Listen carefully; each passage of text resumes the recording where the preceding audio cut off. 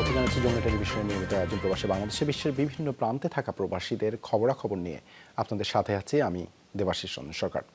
প্রবাসীদের নিয়ে বর্ণিল মিলন মেলার আয়োজন করেছে ওমান চট্টগ্রাম সমিতি। বার্ষিক এই মিলন মেলায় পিঠা উৎসব, চট্টগ্রামের ঐতিহ্যবাহী মেজবান সহ ছিল নানা আয়োজন। প্রবাসীদের দেয়া হয় ফ্রি চিকিৎসা সেবাও। দীর্ঘদিন ধরেই প্রবাসে বাংলাদেশি সংস্কৃতি বিকাশে কাজ করে যাচ্ছে ওমান চট্টগ্রাম সমিতি। ভবিষ্যতে প্রবাসীদের স্বার্থে কাজ করার প্রত্যয় আয়োজকদের। ওমান থেকে সহকর্মী মোহাম্মদ রফিক উল্লাহর প্রতিবেদনে বিস্তারিত। প্রতিষ্ঠার পর থেকে প্রতি বছর প্রবাসীদের নিয়ে মিলন মেলার আয়োজন করে আসছে ওমান চট্টগ্রাম সমিতি। তারই ধারাবাহিকতায় শুক্রবার ছুটির দিনে রাজধানী মাস্কাটের উপশহর সিব এলাকায় একটি ফার্ম হাউসে আয়োজন করা হয় মিলন মেলা। কর্মব্যস্ততার মাঝেও যাতে অংশ নেন চট্টগ্রামের প্রবাসীরা। দিনব্যাপী এই মিলন মেলায় ছিল নানা আয়োজন, খেলাধুলা, পিঠা উৎসব, সাংস্কৃতিক অনুষ্ঠান, আলোচনা সভার পাশাপাশি ছিল চট্টগ্রামের ঐতিহ্যবাহী মেজবানও। এছাড়াও মাস্কাটের নিউ পাঞ্জাপলি ক্লিনিকের উদ্যোগে প্রবাসীদের দেওয়া হয় ফ্রি চিকিৎসা সেবা। চট্টগ্রাম সমিতি ওমান দীর্ঘদিন ধরে মানবতার কাজ করে যাচ্ছেন। সোশ্যাল ক্লাবের মাধ্যমে সবাইকে একসাথে নিয়ে কাজ করার জন্য যে একটা পরিবেশ সৃষ্টি চেষ্টা করছে, সেটা আমরা আশা করি সফল হচ্ছে। চট্টগ্রামের যে সংগঠনটি কাজ করছে, আমার মনে হয় এককভাবে এলাকাভিত্তিক এটি সফলটি হবে। দীর্ঘদিন পর একসাথে হতে পেরে খুশি প্রবাসীরা, চান অব্যাহত থাকুক এমন আয়োজন। খানা খাইছি, ফ্রেন্ডস সাথে খেলছি, সবাই মিলে জেলে এরকম সুন্দর সুন্দর গেট টুগেদার করবে, মিলন মেলা করবে বাঙালি ফ্যামিলিদেরকে নিয়ে, এটাই আমরা ভবিষ্যতে কামনা করি। আয়োজনে সভাপতিত্ব করেন সংগঠনের সভাপতি সিআইপি ইয়াসিন চৌধুরী। আয়োজক কমিটির আহ্বায়ক ছিলেন সহসভাপতি সৈয়দ জাহাঙ্গীর আলম। আমরা যারা এখানে সমাজকর্ম করতেছি, আমরা চলে গেলেও সেটা আমাদের অস্তিত্বের মূল্যায়ন হবে বলে আমি মনে করি। আজকের পর থেকে আমরা সকলে ঐক্যবদ্ধ হয়ে 8 লক্ষ প্রবাসীর সেবায় কাজ করে যাব। ওমান প্রবাসীদের আরেক সংগঠন বাংলাদেশ সোশ্যাল ক্লাবের নেতারাও অংশ নেন মিলন মেলায়। যৌথভাবে বাংলাদেশিদের জীবনযাত্রার মান উন্নয়নে কাজ করার প্রত্যাশা করেন তারা। আমাদের যে প্রবাসীরা আছে তাদের সেবায় কাজ করে যাচ্ছি। কত আমাদের কাজ করার স্টাইল ভিন্ন হতে পারে, কিন্তু কাজ করছি আমরা মানবতার সেবায়। এ সময় প্রবাসের চিকিৎসা সেবায় বিশেষ অবদান রাখায় ডাক্তার আব্দুল মুমিনকে সম্মাননা দেওয়া হয়। বিভিন্ন প্রতিযোগিতায় বিজয়ীদেরও দেওয়া হয় পুরস্কার। অনিক রহমান, যমুনা নিউজ।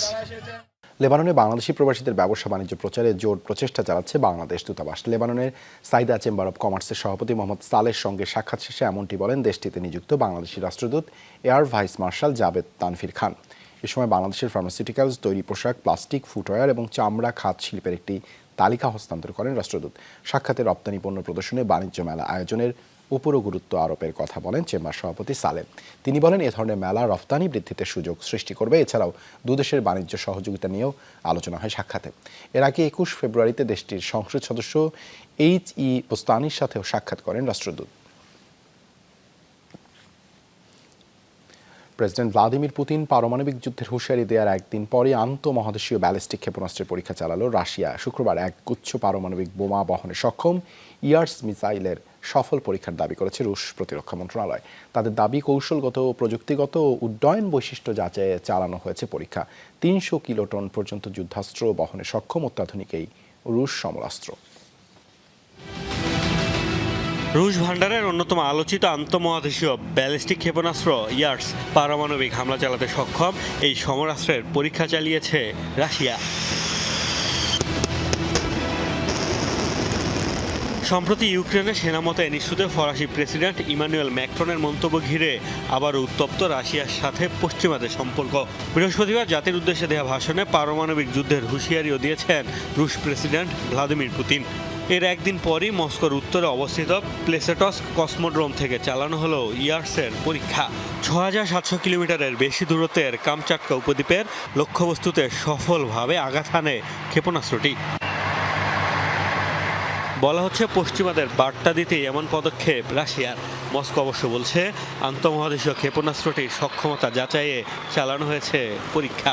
পরখ করা হয়েছে এর কৌশলগত, প্রযুক্তিগত উড্ডয়ন বৈশিষ্ট্য। হিরোশিমায় ছোড়া পারমাণবিক বোমার চেয়েও 12 গুণ ক্ষমতা সম্পন্ন ইয়ার্স মূলত সলিড ফুয়েল চালিত থার্মোনিউক্লিয়ার সমরাস্ত্র। 2009 সালে রুশ ভান্ডারে যোগ হয় এই অস্ত্র। 11,000-এর বেশি দূরত্ব অতিক্রম করতে সক্ষম মিসাইলটি, যা 10টি আলাদা লক্ষ্যবস্তুতে আঘাত হানার মতো যুদ্ধাস্ত্র বহন করতে পারে। 23 মিটার লম্বা ইয়ার্সের সর্বোচ্চ ধারণ ক্ষমতা 300 কিলোটন। সবচেয়ে বেশি পারমাণবিক অস্ত্রের মালিক রাশিয়া, তালিকায় দ্বিতীয় স্থানে যুক্তরাষ্ট্র। বিশ্বের মোট পরমাণু অস্ত্রের 90%ই রয়েছে এই দুই পরাশক্তির কাছেই। সম্প্রতি রাশিয়া ও পশ্চিমাদের মধ্যে বাতিল হয়েছে পারমাণবিক অস্ত্র সম্পর্কিত কয়েকটি চুক্তি। এরপর থেকেই এই অস্ত্র নিয়ে বেড়েছে উত্তেজনা। মোস্তফা মাহমুদ, যমুনা নিউজ। পেশাগত সাংবাদিকদের বস্তুনিষ্ঠতার সাথে সাংবাদিকতা চর্চার অনুরোধ জানিয়েছেন যুক্তরাষ্ট্রে নিউ ইয়র্কে বাংলাদেশ কনসুলেটের কনসাল জেনারেল নাজমুল হুদা। তিনি বলেন, সাংবাদিকরা সত্য ও প্রকৃত তথ্য সবার সামনে উপস্থাপন করবেন, এটাই প্রত্যাশা। যুক্তরাষ্ট্রে কর্মরত সাংবাদিকদের সংগঠন আমেরিকা বাংলাদেশ প্রেস ক্লাবের অভিষেক কমিটির পরিচিতি পর্বের অনুষ্ঠানে কথা বলেন তিনি।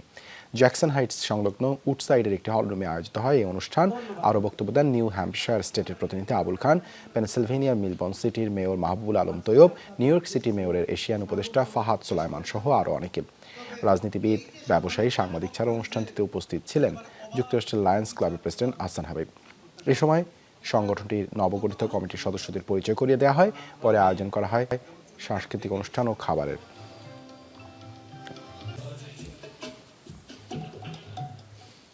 যুক্তরাষ্ট্রের নিউ ইয়র্কে এম্পাওয়ারিং ডেভেলপমেন্ট প্রজেক্টের কম্পিউটার ক্লাস উদ্বোধন করা হয়েছে। ব্রুকলিনের স্থানীয় একটি হলরুমে ফিতা কেটে এটির উদ্বোধন করেন নিউ ইয়র্ক সিটি কাউন্সিলের মেম্বার হানিফ। প্রধান অতিথি হিসেবে উপস্থিত ছিলেন সাবেক স্টেট সিনেটর পদপ্রার্থী গিয়াস আহমদ। আয়োজনটিতে সভাপতিত্ব করেন প্রজেক্টের সভাপতি এস আলম। এ সময় স্বাগত বক্তব্য রাখেন প্রজেক্টের মূল উদ্যোক্তা ও বাংলাদেশি আমেরিকান সাংবাদিক অ্যাসোসিয়েশনের সেক্রেটারি আম্বিয়া বেগম। এছাড়াও বক্তব্য রাখেন নিউ ইয়র্কের ইউনিভার্সিটি স্কুল অব মেডিসিনের সিনিয়র বিজ্ঞানী ডক্টর জাহিদুন নবী দেওয়ান, বিশিষ্ট আইনজীবী এন মজুমদার, শহীদুল্লাহ কাইসার সহ আরও অনেকে।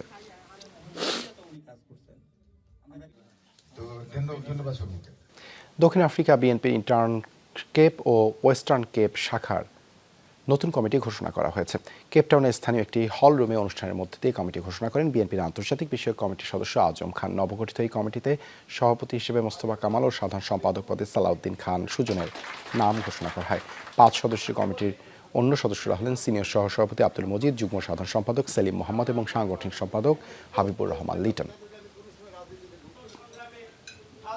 ওমানের রাজধানী মাস্কাটে আলোচনা সভা করেছে চট্টগ্রামের খিরাম ইউনিয়ন প্রবাসীরা। আগামী 9 মার্চ অনুষ্ঠিত হতে যাওয়া ইউপি নির্বাচনে চেয়ারম্যান প্রার্থী সোহরাব হোসাইনের সমর্থনে আয়োজিত হয় সভাটি। গতকাল রাজধানীর রেস্টুরেন্টের হলরুমে আয়োজিত হয় অনুষ্ঠানটি। এতে সভাপতিত্ব করেন মোহাম্মদ রায়হান। যৌথ পরিচালনায় ছিলেন জাহিদুল আলম, রাসেল আহমেদ। সভায় বক্তব্য রাখেন দিদারুল আলম, জাফর আলম, মাহবুব রহমান সহ আরও অনেকে। এ সময় খিরাম ইউনিয়নের উন্নয়নে চেয়ারম্যান প্রার্থী সোহরাব হোসাইনকে ভোট দেওয়ার আহ্বান জানান বক্তারা। গাজায় ত্রাণ সংগ্রহকারীদের উপর হামলার ঘটনার পূর্ণাঙ্গ ও স্বচ্ছ তদন্ত করবে ইসরায়েল। শনিবার এক বিবৃতিতে এমন দাবি করে দেশটির সামরিক বিভাগ আইডিএফ। গাজার স্বাস্থ্য মন্ত্রণালয় জানিয়েছে, হামলার ঘটনায় প্রাণহানি বেড়ে দাঁড়িয়েছে 118 জন, আহত 750-র বেশি। যদিও মৃতের সংখ্যা স্বীকার করেনি তেল আবিব। আইডিএফ মুখপাত্রের দাবি, বেশিরভাগ মৃত্যু হয়েছে হুড়োহুড়িতে পদদলিত হয়ে। পরিস্থিতি নিয়ন্ত্রণের বাইরে চলে গেলে ইসরায়েলি বাহিনীর জন্য হুমকি তৈরি হওয়ায় সীমিত আকারে ছোড়া হয় সতর্কতামূলক গুলি। বৃহস্পতিবার গাজা সিটিতে ত্রাণ সংগ্রহের জন্য জড়ো হওয়া বেসামরিক ফিলিস্তিনিদের উপর বর্বরোচিত হামলা চালায় ইসরায়েলি বাহিনী। এ ঘটনায় নিন্দার ঝড় উঠেছে বিশ্বজুড়ে। দাবি উঠেছে আন্তর্জাতিক তদন্তের।